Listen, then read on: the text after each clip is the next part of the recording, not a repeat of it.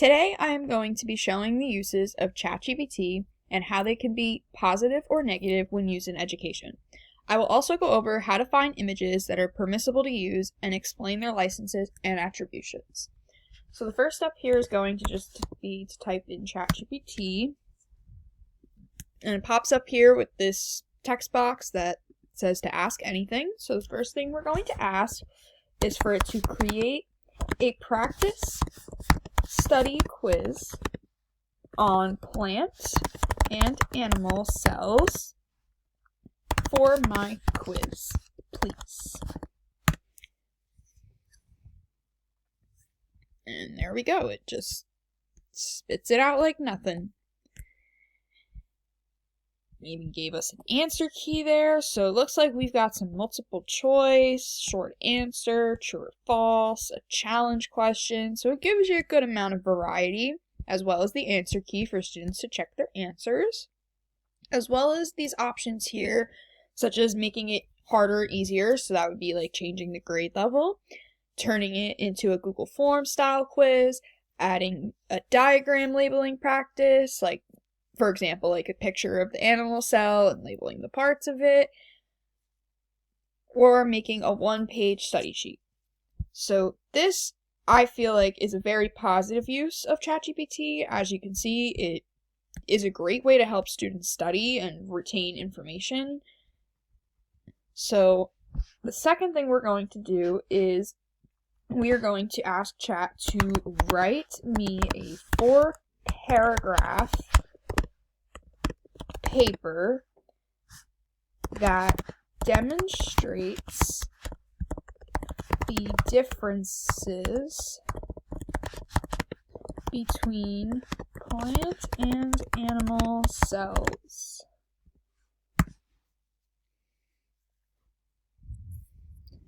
And there we go, just like that.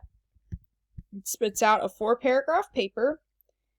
So that initially would give you a introduction, 2 body paragraphs, and a conclusion. And then it also drops down here at the bottom if you want to simplify it, make it more, I guess not as concise. Maybe add in some more advanced vocabulary, and as well as like maybe a certain format like MLA, double-spaced.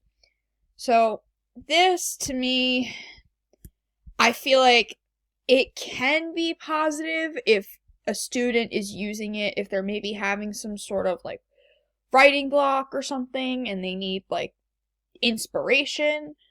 But most students tend to just copy and paste this, which is why it is very much seen as a negative aspect to ChatGPT, unfortunately. So the second thing we're going to do here is open another tab and go to Google Images.